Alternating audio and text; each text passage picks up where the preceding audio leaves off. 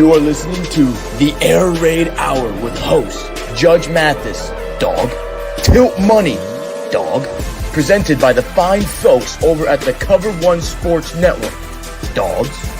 Bills Mafia, let's go!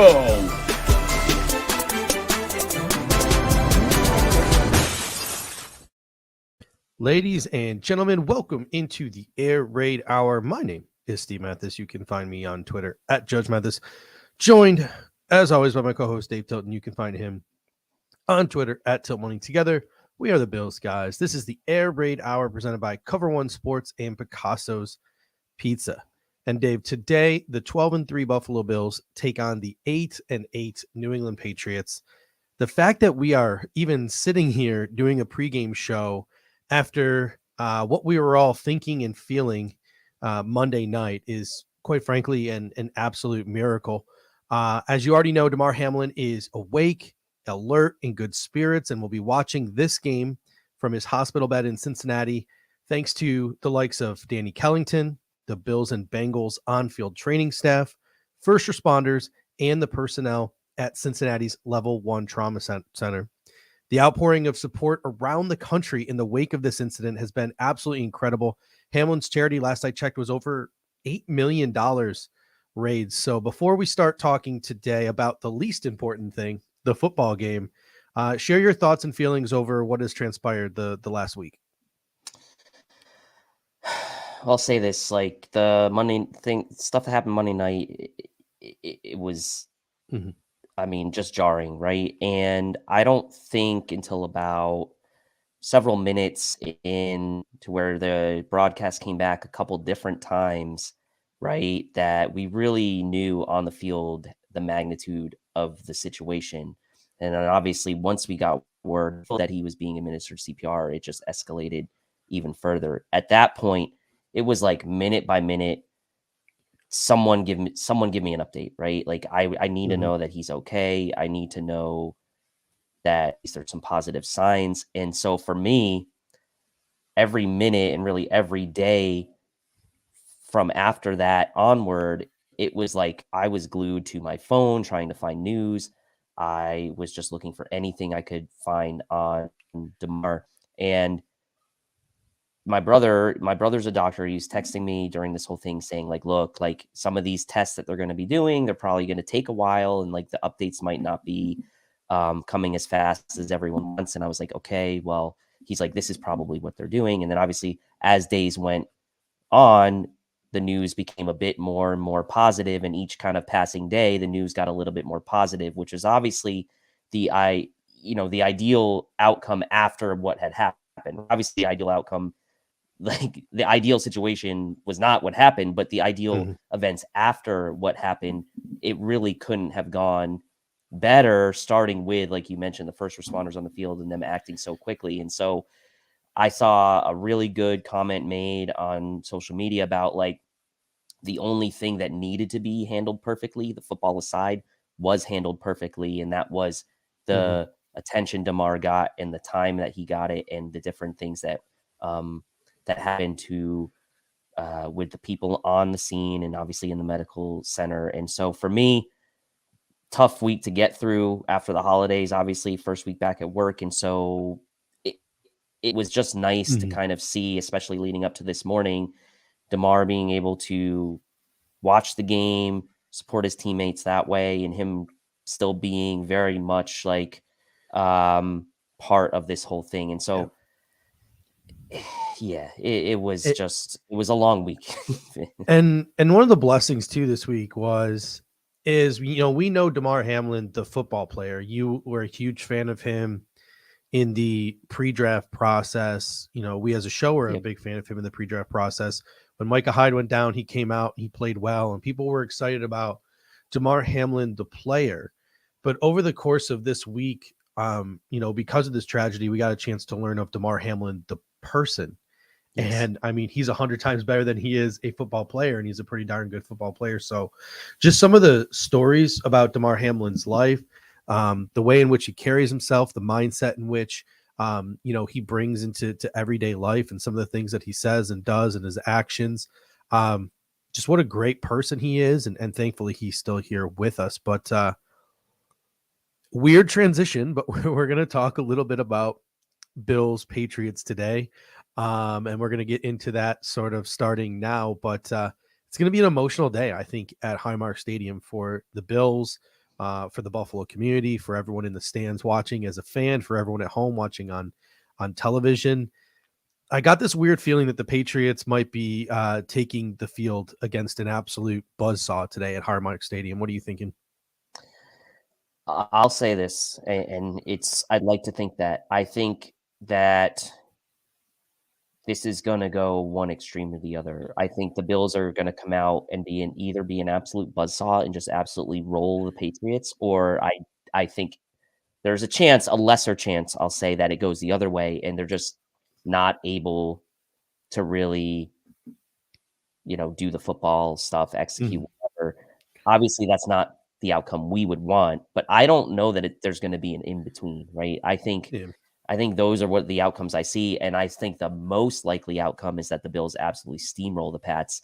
At the end of the day, it is unfortunate that the situation on the football side was a bit anticlimactic in regards to the Chiefs winning last night.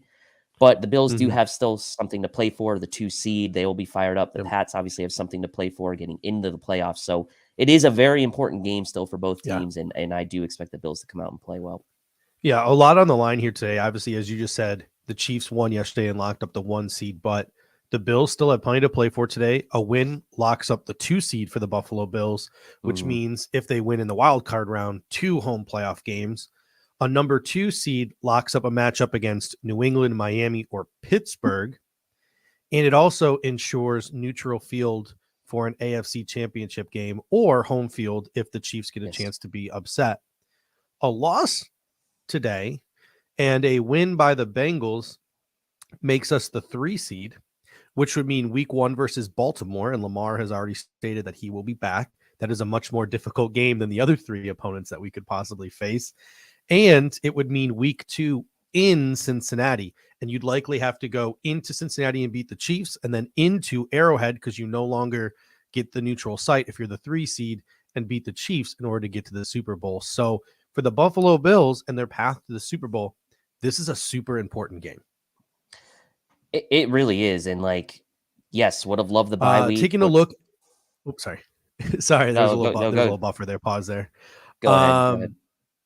Yeah, no. I was going to transition to the Bills inactive. So if you have something you want to add, you're more than welcome. No, you go ahead. Go ahead.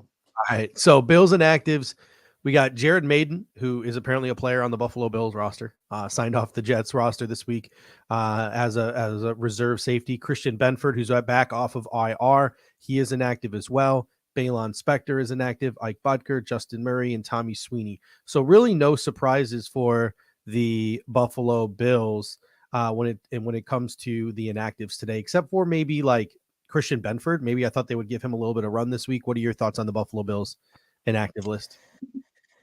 Not a surprise. I mean, once we found out that John Brown was getting elevated yesterday, knew, at that point, probably he was going to be active. Maybe we'll get a John Brown Patriots celebration dance like we did a couple of years back. Maybe that's why he's, active for this game. A little emotional juice if he is able to pull something like that, but not a real surprise. I think Benford, like you mentioned, is really the only one, but look what we're seeing again, sort of this season, Tommy Sweeney being a regular inactive. It's again, questioning, for me, at least, why he was even on the team. But I'll put that to the side for now. It's a separate discussion, but no real surprises. I guess they want to give Benford maybe another week to get really all the way back, but no major surprises. Obviously, when we saw the injury report throughout the week, there were no injury designations. So that was a nice thing to see finally for once. I mean, the one thing I will say about the Bills inactives list, and I'm not even mad about it. It's just annoying at this point. It'll never not annoy me that the Buffalo Bills play 2 linebackers and that they have 6 active linebackers on game day. So 4 reserve linebackers and then 7 on the roster in totality. That will never not annoy me. Especially with guys like Isaiah Hodgins, balling out in New York and doing what he's doing when we only have 4 active wide receivers on our roster. So that will never not bug me. But if you look at it, Teron Johnson coming off the concussion. New England Patriots, they run almost exclusively 11 personnel, and Jonnu Smith isn't playing. So I don't really buy the fact that you could use a third linebacker today, but maybe if Teron gets hurt, the Buffalo Bills do go into some base looks, but I'm still not buying that. And you still don't need 6 linebackers to do that. It's obviously for those 4 guys, a special teams move. Looking at the Patriots inactive list, the big 2 are Jalen Mills, one of their starting corners, and Jonnu Smith. And Jonnu Smith isn't really that big because he's a name, but he's never really developed for them. He's never really lived up to the contract they gave him. And they run almost exclusively 11 personnel, which means he hardly ever sees the field. The other inactives for the Patriots are Sean Wade, Josh Bledsoe, Brandon Schooler, Sam Roberts, and Kevin Harris. Jack Jones put on IR this week. He was then moved from IR to the suspended list because he was late to his rehab. So that was a little funny story there for the Patriots. But what are your thoughts on the Patriots inactive list today? Jalen Mills is the big one. Jalen Mills was a big one, and like people are going to see Jonnu Smith inactive, but the reality is like he really has been a bust for the Patriots. Mm-hmm. I mean, there's no other way to put it. I mean, Hunter Henry has 35 catches at the tight end position, leading them from the tight end position as far as receptions, and so like those 2 signings, I think in practice were good and were in effort to kind of like maybe stack up against the Bills and use more 12 personnel. It just hasn't materialized for them. So not going to lose any sleep over the Patriots making a bad signing and a guy that they're paying a lot of money to really do nothing. So being inactive is, I mean, it's whatever. It's not even like it wouldn't have even been a huge factor in this game either way. Yeah. I mean, they doled out a ton of money 2 off seasons ago, the year they drafted Mac Jones, and all it's really buying them is 500 and a first round exit in the playoffs. I mean, it was not a great offseason for Bill Belichick and the New England Patriots. Jonnu Smith next year, if the Patriots decide to release him, it's $19 million in dead cap, and his cap hit next year is $17 million, so it's less than his dead cap. So Jonnu Smith will be most likely on the New England Patriots next year, playing for $17 million, because if they cut him, they'll owe him $19 million. So not the greatest contract in the world, doled out by Bill Belichick, the general manager of the New England Patriots. A couple other things before we sort of get into the specific matchups: offense versus defense, defenses versus offense, special teams, weather. Real feel around 30 degrees, cloudy, light breeze. Shouldn't be a factor at all in today's football game. Taking a sort of a quick look at the New England Patriots, over their last 6 games, they are 2-4. And there's really a common denominator to their wins, and there's a common denominator to their losses. In their 4 losses over this last 6 games, they've played Minnesota and a relevant quarterback in Kirk Cousins, the Buffalo Bills and a relevant quarterback in Josh Allen, the Cincinnati Bengals, a relevant quarterback in Joe Burrow, and I'll even throw Derek Carr and the Raiders as a relevant quarterback, because I think that Derek Carr is a relevant quarterback. Josh McDaniels just wasn't using him right. Whatever.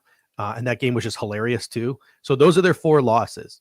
Their 2 wins: Kyler Murray tears his ACL on the second play of the game. They beat Colt McCoy, and they beat Teddy Bridgewater and Skylar Thompson splitting duties after Teddy Bridgewater leaves. Yeah. So their last 2 wins have come against Arizona and Miami, both onto their backup and third string quarterbacks. For a team that controls their own destiny today, the Patriots win, they're in. Everyone loses between Pittsburgh, Miami, and New England. New England's in. So they sort of have the best odds to make it. Not exactly riding in hot to this football game. No, they're not riding in hot, but at the same time, like, division game, it is still Belichick. Like, they did come out and kind of shock us last year in that win game, obviously, the first time we played them, and were able to beat us. And, the Bills defense as of late has been a little bit leaky. And so, look, there are glimmers of hope for the Pats here in this game, right? And like, you don't want to use the situation against the Bills, but like, there is a chance they come out and they're just not mentally ready. I don't think that's going to be the case, but there's a chance. And the Patriots could come up with some kind of game plan that works well against the Bills. And like, they did beat us last year in the regular season. And so it's not a 0% chance. It's certainly unlikely that they win today. But like you said, even if they do lose, they still have a decent chance to make it anyway. So I'm sure Belichick's trying to kind of convey the message that, like, we don't want to put it in anyone else's hands but our own. And hey, if they go out and beat the Bills today and take that momentum into the playoffs, who knows, right? You just never know. So the Bills do have to come out and take care of business today, but the Patriots certainly are looking like a team that's floundering as of late. Before we get into the specific player matchups, offense and defense, this show is brought to you by Picasso's Pizza, 4 great locations in Williamsville, West Seneca, Lancaster, and Blaisdell. Buffalo Pizza since 1980. You can order online at picassospizza.net, and if you're an out-of-towner like us, you can even get it mailed to your home, and I can tell you from experience, it's just as good as getting it fresh from the restaurant. So if you're looking to sort of spice up your out-of-town Buffalo Bills game day experience, head on over to picassospizza.com. You can order it local, and you can also order it shipped to anywhere in the continental United States, and it's pretty darn good. So head on over to picassospizza.net, the official sponsor of this show. All right, let's break it down now. The Buffalo Bills offense versus the Patriots defense. We know the Buffalo Bills offense by now. I don't need to go through the depth chart or anything like that. The only one real change today, John Brown inserted into the lineup, Cole Beasley out of the lineup. You can look at that in a multitude of ways. The NFL might have told the Buffalo Bills Cole Beasley was out of call-ups because last week was his third, even though last week was considered no contest. Some other people might look at it and say the Bills called up John Brown because the speed and because of how much man-to-man New England runs, and the Buffalo Bills might be trying to exploit some matchups. So there's a multitude of reasons, but for whatever the reason was, John Brown is active today as the 5th wide receiver as opposed to Cole Beasley. Looking at the Patriots, along the defensive line, they got some good names. Lawrence Guy, Devin Godchow, Dietrich Wise. They have Christian Barmore back. They didn't have Christian Barmore the last time the Buffalo Bills played them on Thursday night. He only had 33 snaps last game, so it seems like he's still sort of working his way into the rotation. On the edge, you had Matthew Judon and Josh Uche. Uche had a really good game against the Buffalo Bills the last time they played. Juwan Bentley is playing really, really good at linebacker for them. He's having a really great year. And then their secondary is dinged up. Like I said, Jack Jones is out. Jalen Mills is out. You'll likely see on the boundaries Jonathan Jones and Marcus Jones. Last week, Miles Bryant, when Marcus Jones was out, played on the boundary, and Jabril Peppers slid into the slot. So you might see a little bit of that. And then at safety, they have Devin McCourty, Adrian Phillips, and they like to use Kyle Duggar all over the place, sort of as a pseudo linebacker. They do a lot of 6 DB looks, most of any team in the National Football League. So that's sort of the talent level that the Patriots have on defense. They are 3rd overall in DVOA. The Bills' offense is 2nd overall. They are 2nd against the pass in DVOA. The Bills are the 2nd best passing team. And they are the 8th best rush defense, according to DVOA. The Bills are the 11th best rushing offense. So it is strength versus strength when the Buffalo Bills offense takes on the New England Patriots defense, 2 of the best units in the National Football League.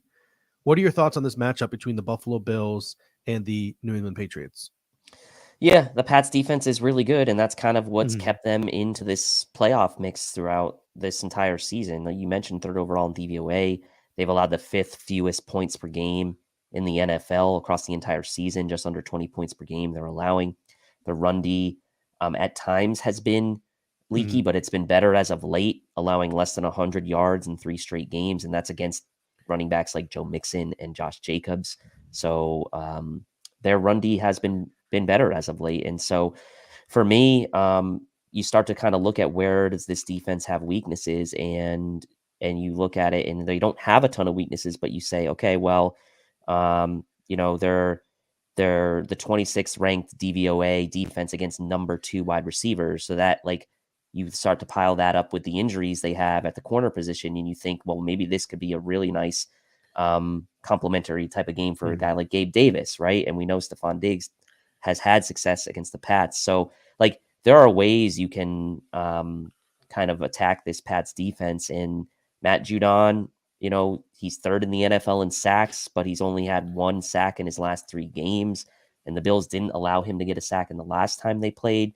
So the Bills have done a pretty good job in kind of stacking up against this Pats defense. But you're right, it is strength on strength, and I think the Bills will have to look at some of these specific matchups. And I think notably on the outside, similar to what I said going in that Bengals game, I think Gabe Davis is in a spot here where he can take advantage of this matchup on the outside and start to kind of poke holes in this Patriots defense. Yeah, looking at some of their defensive tendencies on SAS, some of the things that stuck out, they run the most 2-3-6 personnel in the entire league, which means that they have a lot of really unique DBs and they utilize them to their advantage. They also run the second most 3-3-5 in the NFL, which means they don't blitz a lot, but you don't know who is rushing the passer all the time because sometimes guys will drop back. Sometimes other guys will sort of go in and rush the passer. 53% use of the light box, which is the 11th most in the league. They don't exactly crowd the line of scrimmage. They lead the league in the use of 3-man rushes. So again, they like to drop a lot of people back into coverage. They run more single high than 2-deep shell. So they sort of go against this new mold that Vic Fangio sort of incorporated a couple of years ago to play against quarterbacks like Josh Allen and Justin Herbert and Patrick Mahomes. Bill Belichick sort of goes against that mold. Runs more single high than 2-deep. And in that single high coverage, he runs a ton of man coverage out of it too. So the Patriots heavy man coverage defense, as shown through some of the SAS tendencies. So man coverage defense from the Patriots, going to drop a lot of guys back. To me, I feel like today might be a big Josh Allen using his legs type of day. But what are your thoughts on the Bills offense and how do they attack New England's defense? Because even if Josh Allen has a big leg day, that's not exactly a sustainable offense and something you can do every play. No, I agree. And I mean, like the Pats are a very good tackling team. They're PFF's highest graded tackling team. So the Bills are going to have to, get yards through the air, and there's probably not going to be a ton of yak. Obviously Stephon Diggs is going to make some stuff happen, but like, I think that it's going to have to be a good mix of Josh Allen running the ball and the traditional running game. Dawson Knox, I think it had some momentum, obviously heading into that Bengals game as well. Pats are only 14th in DVOA against the tight end, which, I mean, I know that's top half of the league in DVOA defense, but considering the rest of their defense is ranked so highly in other areas, I mean, that's an area where I'd like to see Knox make some noise, and he's had some moments against the Pats in the past. And 13th in DVOA defense against running backs as receivers. So again, top half of the league, but just barely. And this could be an area where you can see James Cook kind of continue that momentum he had. He looked really good starting out in that Bengals game, not just running the ball, but I'd like to see him get involved still and continue to be involved as a pass catcher. We mentioned Jawan Bentley. He's a really good backer. He's pretty good in coverage as well, but I do think that's an area where James Cook, if the Bills want to get him involved, they can get him involved in the passing game as well. So for me, this is going to be, I think, come down to a lot of the individual one-on-one matchups, because you mentioned the Pats play a lot of man-to-man. So I'm going to be looking at Gabe Davis and whatever cornerback he's matched up against. I'm going to look at James Cook out of the backfield. I'm going to look at Dawson Knox as well. We know Isaiah McKenzie has had good games against the Patriots in the past because they run the man-to-man. So he's a guy that we hadn't talked about yet, but another reason maybe why John Brown was active and Cole Beasley was not as well. Yeah, I mean, speed is going to kill in this game when they run that man-to-man coverage. So I expect a heavy dose of bracketing Stephon Diggs. So I want to be like, oh, Stephon Diggs is going to overcome that. Stephon Diggs is going to have a good game. But you look at it, like the Patriots are third overall in DVOA. Their defensive coordinator is Bill Belichick. I feel like they have the dogs to actually run a defense now. They didn't have it in years previous. Like, I think you could see another quiet day from Stephon Diggs. I could be wrong. He could pop off because he's an elite wide receiver, and that's what elite wide receivers do. But looking at it sort of from an outside perspective, I don't know if you can count on Stephon Diggs to, go and pop off. So the speed of Isaiah McKenzie, the speed of John Brown, can you get some chunk plays utilizing that? Can the speed of Isaiah McKenzie, can the speed of John Brown open up things for Stephon Diggs? Can it open up things for Gabriel Davis? Can it open up things underneath for Devin Singletary, James Cook, and Dawson Knox? Those are sort of some of the things that I'm looking for. And Brennan P said it in the comment section, and I want to echo that too. I think this could be a huge James Cook game. He went over 100 yards from the line of scrimmage in that last game against the Patriots, combined rushing and receiving. I think he could have another big game this week. I'm really excited. The Bengals game didn't count, and there was way more important things that happened on Monday night. But in his few carries, James Cook was looking good again against the Bengals. This is a player who's trending upwards, who in the playoffs and in 2023 could just be an absolute revelation for this football team. James Cook's been doing such a good job lately in pressing up against his blockers and then cutting back to the backside on a lot of these runs. And that's perfect for him, right? Because that then allows him to use that acceleration through the hole and take his momentum up. And even if he's getting tackled, he's going to get an extra couple yards on some of these plays. So I really like the confidence he's running with. I think since the bye, it's been night and day with James Cook, right? Like we saw going back, it seems like ages ago, his first play as a pro, he fumbled. And where he is now, just within the season, I mean, it is incredible to see his progression just within the season. And his confidence is obviously sky high right now.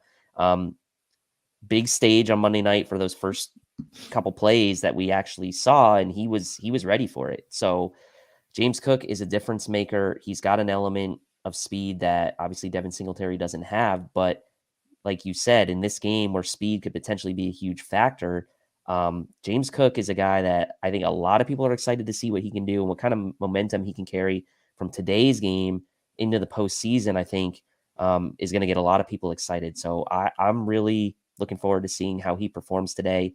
He's looking like he really was a great draft pick with where the Bills ended up getting him and trading down and obviously making that selection at the end of the second round. It's nice to see that translate now here in the latter stages of the season. So really excited.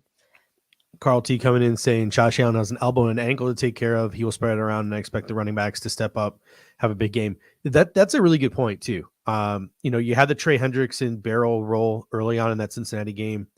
There are some angles that I look at it and I think it was a dirty play. There's another angle that makes it maybe look less dirty. I'll give Trey Hendrickson the benefit of the doubt, but either way, Josh Allen is now dealing with an ankle injury to go on top of his elbow injury. The last time the Buffalo Bills played on Thursday Night Football against the Patriots, I don't want to say they jogged through it, but wasn't it like we used the word workmanlike? It was just such a boring game where the Bills just sort of like did what they had to do to win and got out of there. So I wouldn't be surprised if we get that again, but also things are going to be a little bit more intense because the Patriots are playing for their playoff lives and the Bills are playing for the 2 seed, which we talked about at the top of the show is so important. So it might be a little bit more of an intense game back and forth. But yeah, I wouldn't honestly be surprised if at least initially the game plan looks like it did last time, where we just try to be very workmanlike and maybe not put too much stress on anybody and rely on that defense, because that's what we're going to talk about next, how bad this New England Patriots offense is. And not shockingly, because Matt Patricia is their offensive coordinator. But did you have one more comment before? I want to get to Brendan Pease about Hines, but yeah. It's going to be interesting on that point to see how, if the Bills do come out and try to be workmanlike against the Patriots, who really are, for all intents and purposes, playing for their playoff lives, assuming the Bills' energy level and everything matches that. Like, I'm not going to, like, I'll be caution people to not confuse, like, workmanlike with a lack of energy. I don't think that's what we're saying. It's a game plan thing more than anything. So, yeah. And then Brendan P comes in with a comment. He said, strangely, since Hines got here, Cook's been cooking. That's true, but seeing the words Hines kind of made me think like Hines has got speed, right? Yep. Speed against these man-to-man. I wonder if we'll see some wheel routes from like when Nyheim Hines first got here, the only play he ran on offense was he came on the field and he ran wheel routes, and it was never open. It was never open because like everyone knew it was coming. So maybe the Buffalo Bills try to again incorporate the wheel route with Nyheim Hines. Maybe they try to get Nyheim Hines more involved in the slot. Maybe they try to get him more involved in pony backfields. Maybe the Buffalo Bills, this is the week where Nyheim Hines plays more than 10 snaps on offense. Maybe this is the week where he becomes a vital part of the game plan, because against that man-to-man defense, speed is so important. So Nyheim Hines could be something that we could see today that we haven't seen previous from this Buffalo Bills offense. But transitioning now from the Buffalo Bills offense to the Buffalo Bills defense, which will be going up against the New England Patriots offense. The Bills defense, for the most part, again, continues to be what it is. The only change this week, unfortunately, is Damar Hamlin will not be playing at free safety for the Buffalo Bills. My guess, and from what we're hearing, it's going to be Dean Marlowe playing free safety in place of Damar Hamlin. I think that's probably the best thing the Buffalo Bills could do. I wouldn't be surprised if Cam Lewis is his backup because Jaquan Johnson's really more of a strong safety than a free safety, even though the Bills like to split. But looking at this Patriots offense, not a lot to write home about. From left to right on the offensive line, it's Trent Brown, Cole Strange, David Andrews, Michael Onwenu, and then Sean McDermott's son playing right tackle for the New England Patriots, Connor McDermott, the right tackle of the New England Patriots. That's a matchup they need to exploit. Shaq Lawson needs to make Connor McDermott his bitch today. Like, that is something that I would really like to see. Gregory Rousseau, Shaq Lawson, whoever it is, make Connor McDermott your absolute bitch today. That is one of the keys to the game, in my opinion. Very nuanced take for this game. But Mac Jones is the quarterback. Ramondre Stevenson, Damian Harris, two solid running backs, even though the Patriots have been struggling to run the football this year. They just have an assortment of receivers that they just sort of throw out there. Tyquan Thornton with the speed, Kendrick Bourne, Nelson Aguilar, Devontae Parker, and then obviously one of the more underrated receivers in the league who statistically doesn't look that great because he's in this offense, Jacoby Myers, and then Hunter Henry at tight end. Patriots are 26 overall in DVOA on offense. The Bills are 4th overall defensively.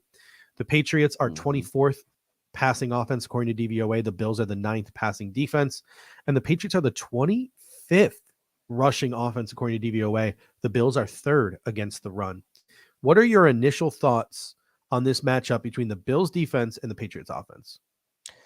I mean, this should be like I don't want to call it a get right game for the Bills defense, but this should be a game that gives the Bills defense momentum, right? And some confidence. Like you mentioned that, and we said this the last time the Patriots played the Bills. It's like, we always kind of feel like the Pats are a good running team, but they really haven't been a great running team this year.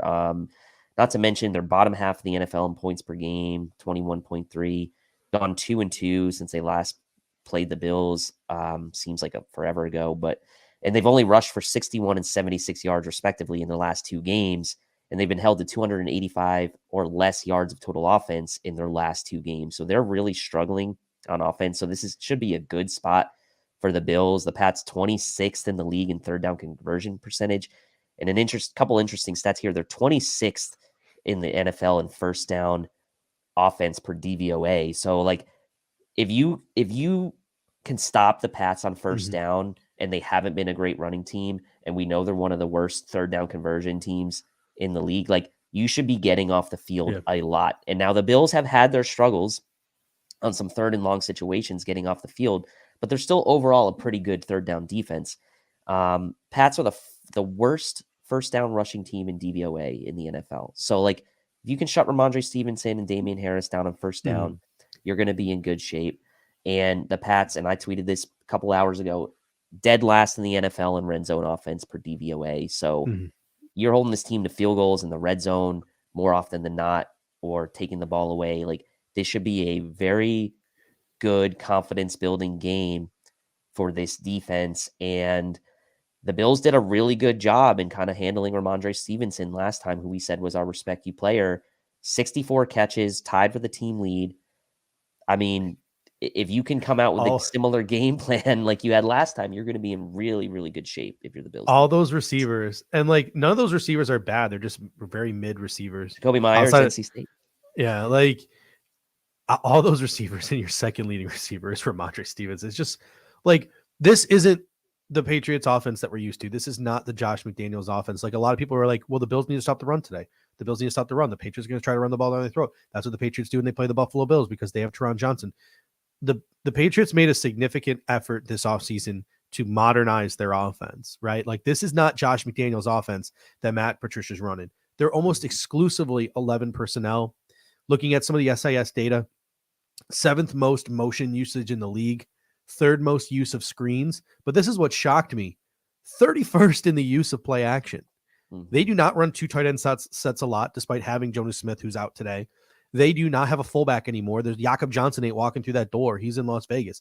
This is not your, I shouldn't even say mom and dad's New England Patriots offense, because it really wasn't that long ago that was a team that, on one drive could run it down your throats, and the next drive could spread you out.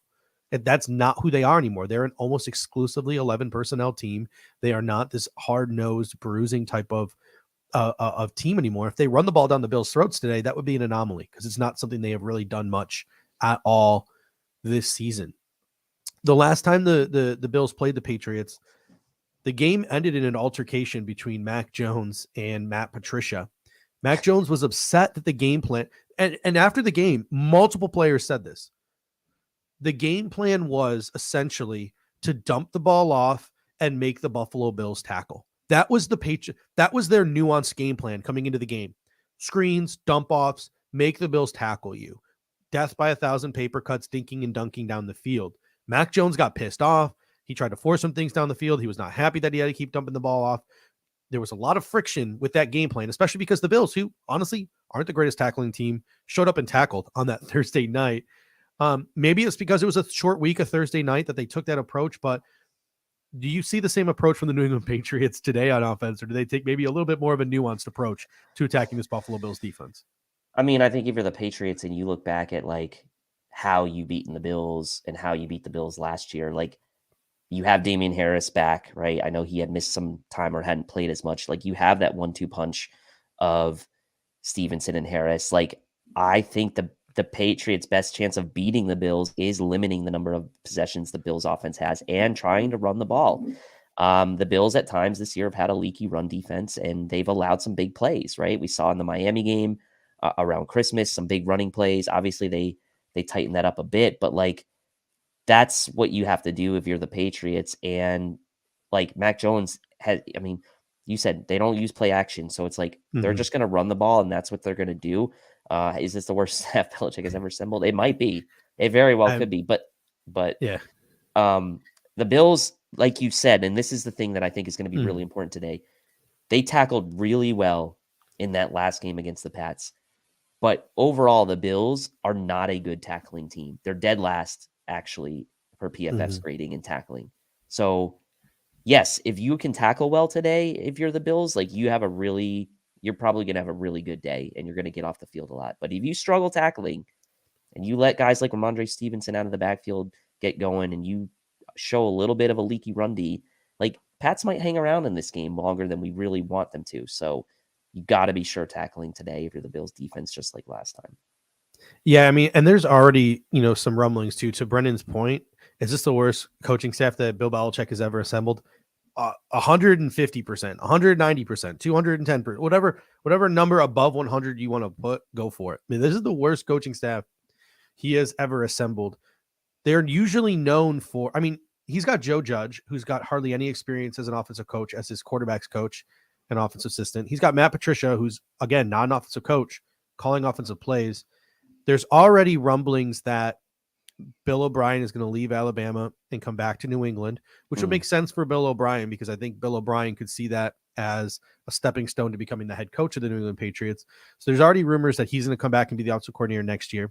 That would leave Matt Patricia to go back and be an analyst or whatever on the defense that is run by Gerard Mayo and Bill Belichick's son. Joe Judge will probably go back and end up being the special teams coordinator again because he was a pretty good special teams coordinator. And the Patriots special teams this year is hot garbage. They're really bad in DVOA. We're going to talk about that in a moment. And Cameron Acord, their special teams coordinator, is probably going to be out. So the New England Patriots coaching staff next year is probably going to be Bill O'Brien at offensive coordinator, Matt Patricia going back to help the defense, and Joe Judge going back to special teams. So it should work itself out next year for them at least. But Chris Jenke says Belichick's hubris got ahead of him. It's not just his hubris. Like he's not even open to working with people that he's not comfortable with. Like, I don't even know if it's hubris as much as just like, it just might be a personality trait for the man. Like he doesn't trust people and because he's got his hands in everything. He's got his hands in the offense, the defense, special teams. So it's just a weird dynamic that they have in New England. In my opinion, despite all the winning, it's very toxic.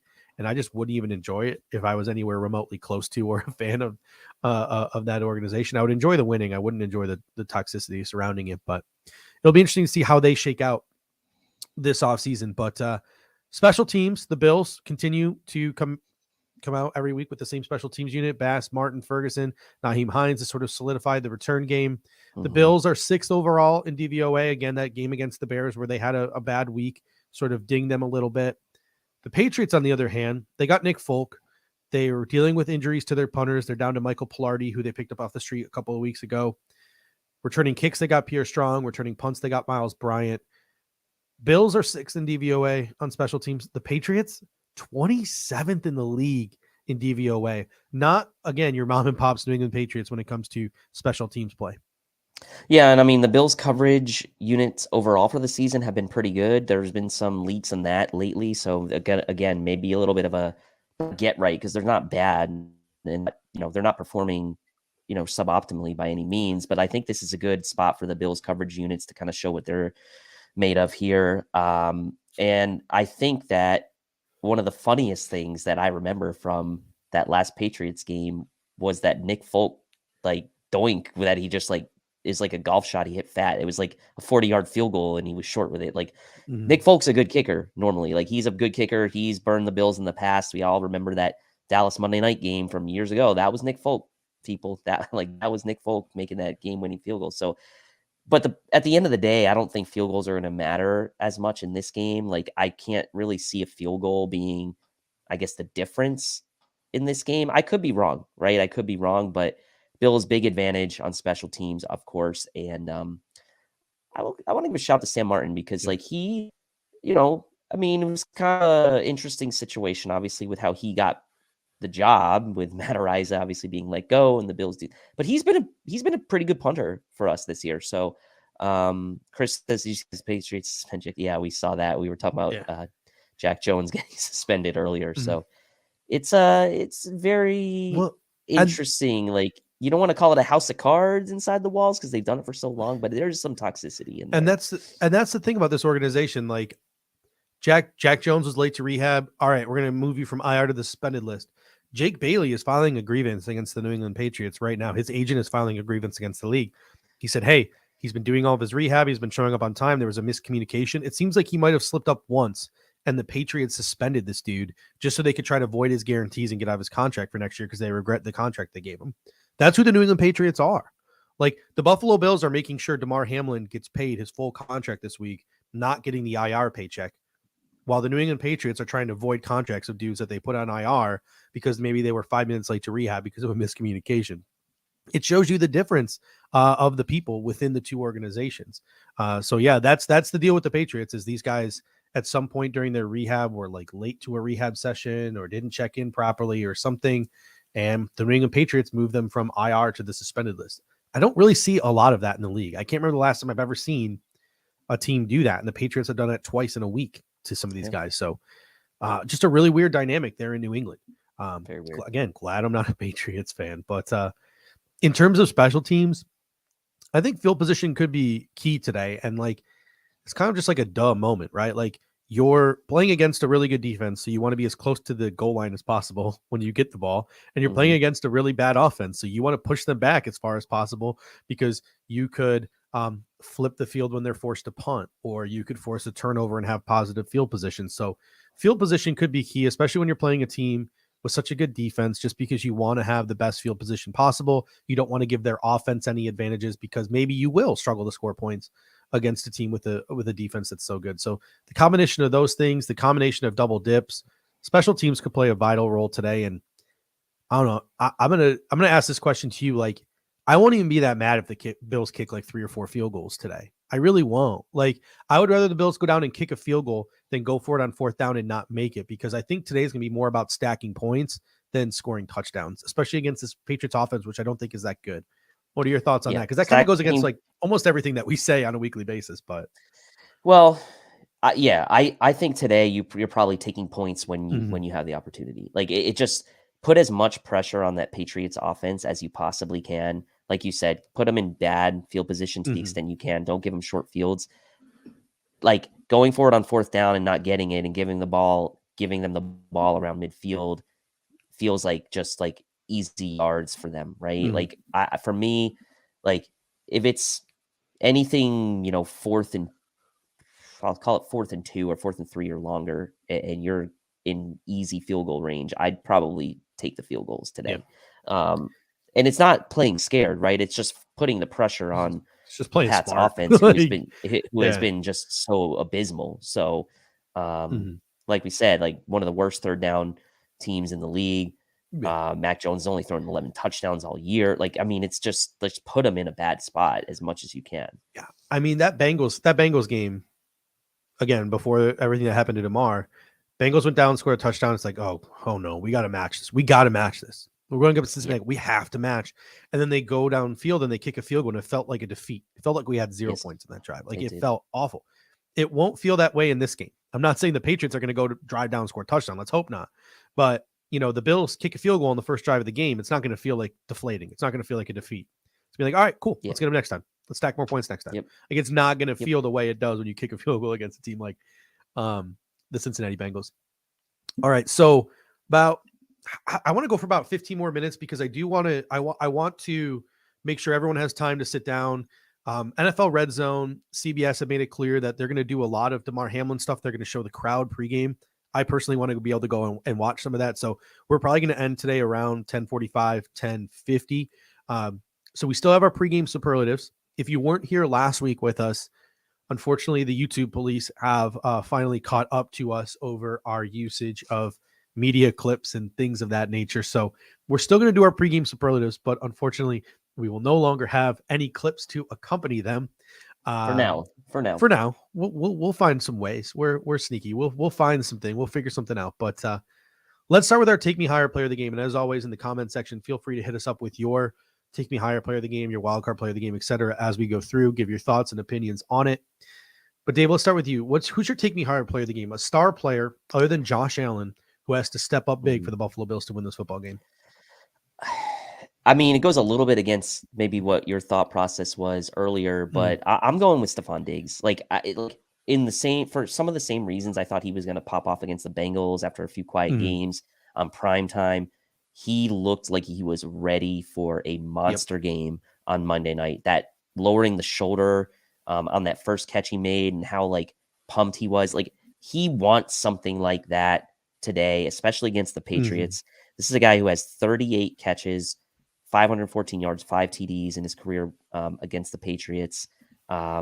He plays well against them, and I know, this may be a game where the Bills maybe spread it around a little bit, but I would love to see Stephon Diggs take some big momentum, a big game into the postseason before the postseason starts. So for me, I want to see Stephon Diggs basically be that guy today and have those types of games that he's had against the Patriots in the past and really kind of show up and take that momentum into the postseason. So give me Stephon Diggs today. Yeah, and I'm pulling it up right here too as well. I'm pulling up the matchups from the last game on Pro Football Focus, switching it to Buffalo here. Stephon Diggs against Jonathan Jones, the Patriots' #1 cornerback, in the game against New England a couple of weeks ago. 5 of 6 against Jonathan Jones for 64 yards and a touchdown.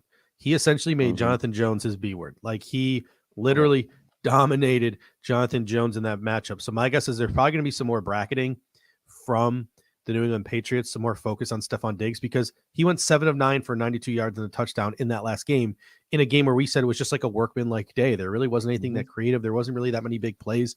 It was just the Buffalo Bills working their way down the field. I don't know if you remember this, but do you remember the broadcast kind of talking about they were almost oh, Stephon Diggs only has 93 yards and a 7 catches a day, and they were talking about it it was bad, and they were and then I think it was Herb Street, or I think it was a Thursday night game, right? And it was someone said most players in the NFL would be really happy with that game. So anyway. Brendan P comes in and says, O-line needs to take me higher. I agree. I mean, Matthew Judon, Josh Uche had a big game last week. Christian Barmore is back. The offensive line is going to be key. The Buffalo Bills can only do so much on offense if Josh Allen is significantly pressured, or if they get some significant push in the run game and we don't have a run game to accompany the pass game. So that's a big one. Matt Milano could be, he's always a big one. Him and Tremaine Edmonds and their ability to corral a guy like Ramondre Stevenson, that could be huge as well. And I'm going to go with Chris S here. And I'm going to go with Jordan Poyer. And he says here as a tribute to the safety, for me, it's Jordan Poyer. You should go offense in this game. The Patriots defense is so good. So an offensive player needs to step up, but I'm still going to go with Jordan Poyer here.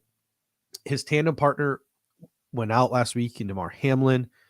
This is his defense now with guys like Von Miller and guys like Micah Hyde out. Trey White is still working his way back, doesn't look the same. We need all-pro Poe to go out and do all-pro things today. So my take me higher player of the game is going to be Jordan Poyer. We have Ed Oliver here going up against a rookie in Cole Strange. That's a big matchup as well. And then we have Carl T coming to the super chat here. I always appreciate you, Carl. He says, let's flip this and make it a great new year. The Bills are motivated. They will win the Super Bowl, win for the Tops victims, win for the Blizzard victims, win for Damar Hamlin and John Murphy, win for Buffalo. And yeah, it's going to be, and that's why I said, like, I wanted to wrap up a little early today. Like, it's going to be an emotional scene in Highmark Stadium before this football game today. And in reality, if you don't have a team in the postseason, you're probably going to be rooting for the Buffalo Bills this year. Every piece of adversity that this team has had to fight through this year. It's why I think Coach Sean McDermott should be the NFL head coach of the year. He sort of hasn't gotten his due in 2017. He probably deserved it. Other years, he's probably deserved it. He doesn't get the recognition that some other head coaches around the National Football League do. I think he deserves it, especially with the physical, mental, and emotional toll that this season has taken on the Buffalo Bills team and the community. But yeah, let's go. Let's rally and let's do this thing. Dave, any thoughts on Carl's super chat here? I just can't even imagine how epic the 30 for 30 would be if the Bills won the Super Bowl this year. I mean, like, you thought it's a documentary within itself. Yeah. Yeah. Like, you thought The Last Dance was good. That 6-parter. This would be like a 6 to 10 parter. Like, I mean, I'd watch it every day. Like, yeah, it's like everyone, like you said, if you're not a Bills fan or if you don't have a dog in the fight, like, the country is going to be behind the Bills when it comes to the postseason this year for folks who don't have teams in the fight. So I love that super chat from Carl. Like, kind of summed up very eloquently the feelings. It really too. It would be. It would start probably in the off season, having to deal with what they had to deal with over the summer. The Buffalo community was struck with that, horrific incident in the mass shooting. I don't even want to call it an incident. The mass shooting in Tops in Buffalo, and then all of the expectations for this football team, adding Von Miller, things of that nature, dealing with that through training camp, coming off to the hot start they did, then sort of like the Josh Allen elbow injury, the Micah Hyde neck injury, all those things sort of hitting them mid-season, then the weather things, and then the Damar Hamlin thing. It's just so much adversity this year as well, and don't forget Kid Pagula, Luke Knox, all those things as well. So the world is rooting for the Buffalo Bills if they don't have a football team in this fight. That leads us now to our wild card player of the game, a surprise player who could affect the outcome of the game. Dave, who is your wild card player of the game this week? I'll go with the other tandem mate that's filling in for Damar this week. Give me Dean Marlowe as a wild card player this week. I think obviously Dean was with the organization previously, has taken weeks now here before he's going to really have his chance to kind of come in. He's going to play inspired today, as well as Jordan Poyer, the whole team really, but those safeties especially are going to have a little bit of extra behind them. And I think that there have been people who wanted Dean Marlowe to get some chances to play previously. So today's his time to make his mark. And I think Dean Marlowe is going to make a play or two in this game that we're going to look back and say that was important to the Bills winning this game. Yeah, I'm going to go with James Cook. He had over 100 yards from scrimmage in their last game. I want to see 150 yards from scrimmage for James Cook today, and I want to see him add a touchdown onto that ranking as well. Dominic B comes in and says, really wish you guys would stop referencing PFF rankings. Stats fine, but their rankings are total trash. For the most part, we don't reference PFF grades. We mostly reference their advanced statistics, like targets and receptions, for wide receivers and things. We use their advanced statistics. We don't really use their player grade or put much of thought or weight into how PFF grades the players. We mostly just use their advanced analytics. Jay Davis comes in and says Naheem Hines, monster kick return. That would be a good one as well. Let's move our focus now to our Respect You player of the game. an opposing player the Bills need to respect in order to win. So who's sort of some of these players on this Patriots team that really maybe put a little fear into you? Yeah, I mean, look, the obvious ones on offense are Stevenson, and on defense is Judon, but I think Jawan Bentley is the guy that comes to mind for me. He's been playing really well. He's been really that solidifying presence in the middle of that Pats defense. He could make things difficult for James Cook out of the backfield potentially, or Devin Singletary. He potentially could make things difficult for Dawson Knox as well. So I think a guy that maybe is not a household name, but probably should be, is Jawan Bentley. And I think that he is someone I think you'll hear his name called several times today. You got to watch out for him. That's someone on Patriots Twitter. And I don't know the information like right in front of me, but I think his contract might be up because a lot of people like in the Patriots Twitter, the Patriots sphere, like the parts of Patriots Twitter that I get into, they've been talking about like extending him, making sure he's with the Patriots for a long time, etc. So you can tell a player is playing well when the fan base is sort of railing behind that player and referencing the player and talking about that player a lot. They are doing that about Jawan Bentley. Obviously, Matthew Judon. I'm going to go with Christian Barmore. I think that he's coming back. He's getting a little healthier. He's someone who could give the interior of our offensive line a little bit of trouble. So I'm going to go with Christian Barmore, and then a little shout out to Kyle Duggar as well. That sort of jack of all trades in their secondary. He could have a big game as well. All right, time for our fire sale, our hottest take of the game. So what is your hottest take heading into this game against the New England Patriots? Diggs is going to pop off today. As I mentioned, he's my take me higher player, but he's going for over 102 touchdowns today.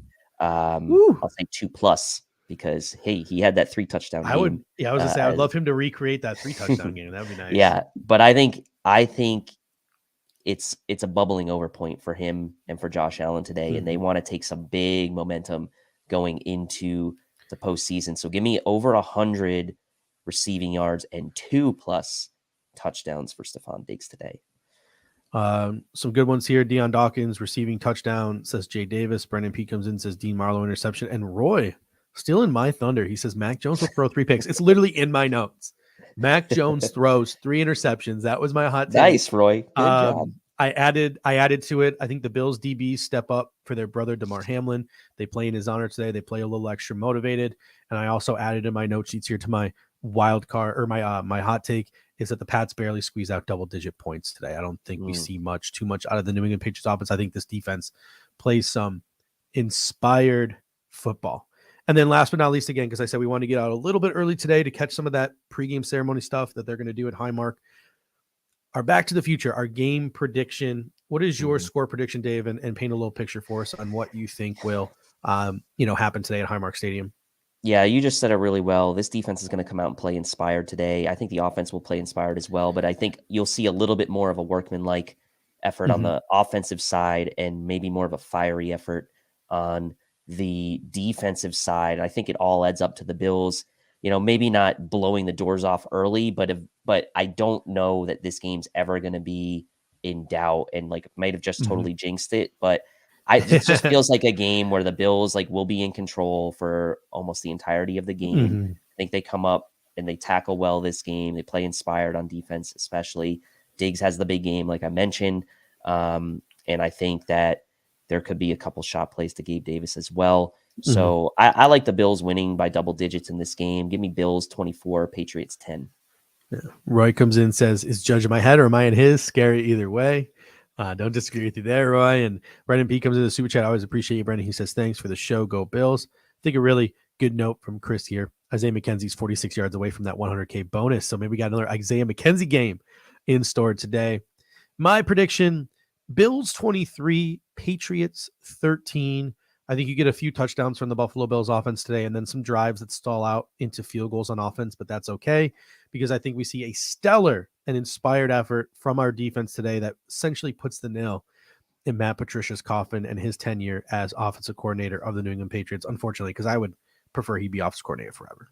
Yes. Give him a lifetime contract. Yes. All right, ladies and gentlemen, thank you so much. Like I said, I really want to catch some of that pregame stuff. I'm sure you do as well. Our viewership has dropped dramatically over the past 5 minutes. So I think that a lot of people want to go and they want to see what's going on at Highmark Stadium. So thank you guys so much. We really appreciate your guys' support. the number one thing you guys can do to help us is just to share this show. If you like it, if you appreciate it, if you think someone else would like it too, then share it as well. Word of mouth is definitely the number one way to spread awareness of what we're doing here at Cover One in the Air Raid Hour. Dave, any final thoughts before we head out of here? No, just take some inspired play into the postseason. What's done is done as far as the seeding. Just take care of business today, get that 2 seed, and then, the rest of the story will write itself when the Bills walk out of Arizona with that Lombardi trophy.